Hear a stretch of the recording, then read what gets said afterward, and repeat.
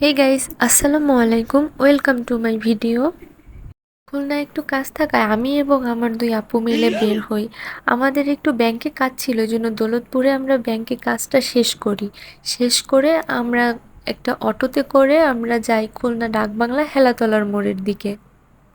সেখানে জুয়েলারিতে একটা কাজ থাকায় সেই কাজটা আমরা মেটাই। সারাদিন ঘোরাঘুরি করার কারণে আমাদের এত ক্ষুধা লাগে, দেন আমরা একটু খাওয়া দাওয়া করি।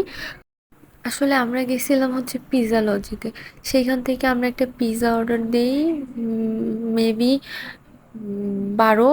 ওটা আমরা আমরা তিনজন মিলে খাওয়া দাওয়া করি। করে পিৎজাটা মোটামুটি চিজি ছিল, টেস্টটাও গুড।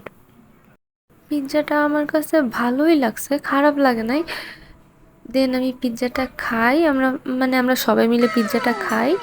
খেয়ে আমরা ওইখান থেকে একটা পার্সেল নিই, পার্সেল নিয়ে বাসায় আসি। আল্লাহ হাফেজ।